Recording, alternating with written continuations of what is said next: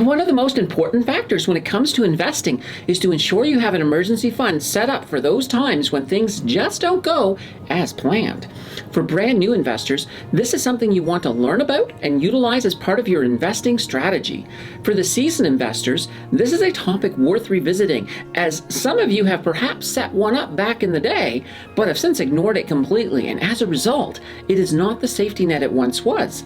Setting up and maintaining your emergency fund, whether in a recession or not, is the topic for today's video, and we will begin right now. An emergency fund is exactly what it sounds like. It is an easily accessible fund that is set aside for an emergency. Of course, an emergency can cover a lot of different things, from a short-term weather disaster to a longer-term loss of employment scenario. Obviously, you would need more or less resources depending on the emergency type. Being without power for a few days is not going to require as much money as a tree falling into your house, or, hopefully this never happens, your house burning down. Losing your employment is another issue completely, and it can be a lot more taxing on your emergency fund as it is a sustained need. A credit card is not a bad thing when dealing with sudden emergencies, as it does provide funds immediately. However, you don't want to be going into debt if at all possible. So still, having the fund to move money into the credit card to pay the emergency balance is still ideal.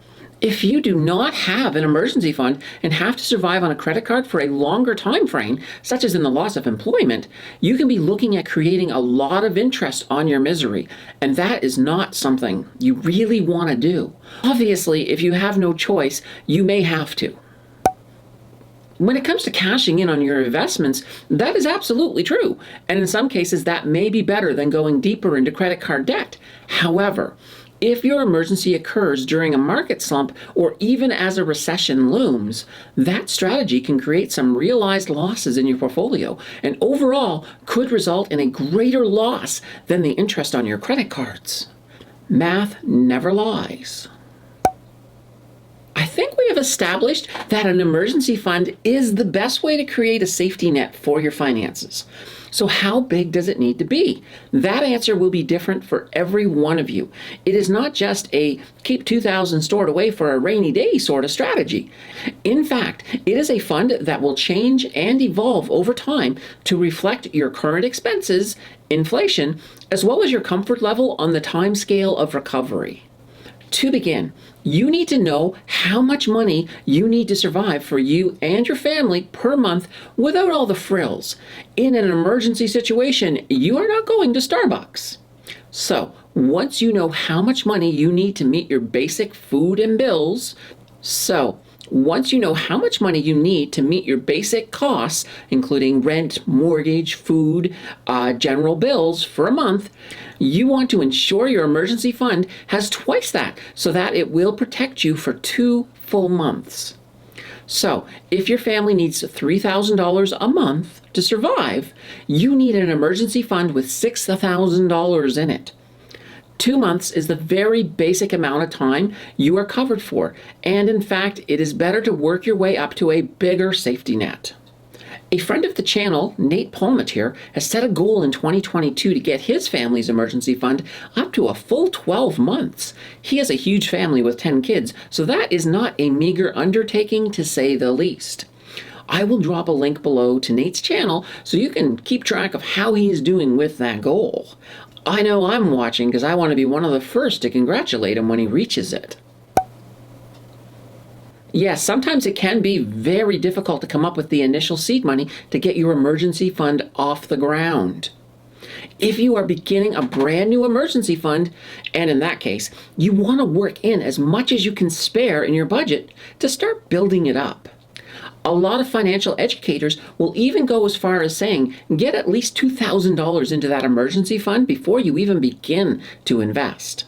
That is not a bad thing, but I also realize for a new investor, that is an easy way to dampen the fire of excitement as you want to dive into Wealthsimple and buy those first stocks. Here is the strategy I would use without an emergency fund. First of all, I would put myself into an emergency spending scenario so that I can figure out my very basic needs. This also helps free up some money in the budget to start adding to that emergency fund. I would take all the money left over after I've paid for all of the basics. So once again, your mortgage, rent, gas, food, general bills. And then I would move 75% of that into my emergency fund. I would then move the remaining 25% over into Wealthsimple so I could begin that investing journey at the same time.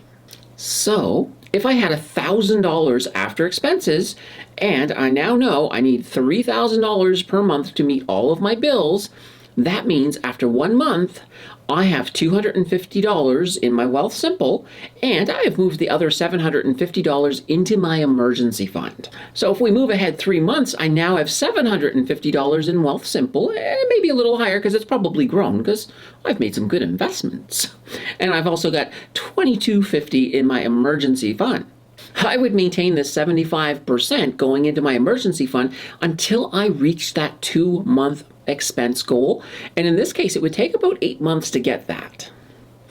However, once you look at inflation, that $6,000 may actually fall a little short as my monthly expenses are going up, and I need to be sure to adjust my emergency fund goals to reflect that. In this example, at 8 months, I have my $6,000, but my new cost of living, well, the basics, they may be $6,500. So I would then tack on another month to make up for that. You may be happy with 2 months, but it never hurts to set a higher goal, like 6 months, for example. Of course, now that you have the basic safety net, you can look at growing it a little bit slower and funnel more of that money into investing where it's going to make some money for you. So in my example, with the leftover money, instead of 75% into my emergency fund, I would drop it to about 20% and then move 80% into investing. This way, the emergency fund grows to beat inflation and to move you towards the eventual 6-month fund, or perhaps even a full year if you are as ambitious as Nate.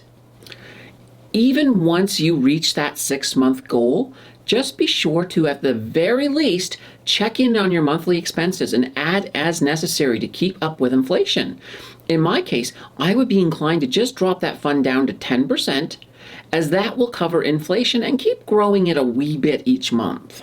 The best place for an emergency fund is quite simply in a place that you can access it relatively quickly, where it can also grow a wee bit to at least take a bite out of inflation. If you use your savings account with one of the big 6 banks, you are going to not really get any significant interest. They pay a fraction of a percent, though you can sometimes get more for a short time as a sign-up offer. Personally, I use EQ Bank as they have no fees and their savings account offers a full 1.5% annually on that account. They also have a great sign-up offer where they give you $25 for free if you use my code pinned below in the first comment. That is some free money to go towards building that account. So not only does it help build your emergency account, it does support the channel, so I definitely appreciate that. One thing I do want to point out is that this is a fund for emergencies, and buying the dip is not an emergency. It may seem like it at the time, but it can result in some serious danger, because if the market is slipping into a bear market, you may have just undid all the work you did to create that fund. When it comes to your emergency fund, FOMO is a no-no. If you guys loved this video, be excited. There is way more to come. Until then, why not watch one of these videos? And before you jump into that content, just be sure to like and subscribe to support the channel. I'll see you in the next video.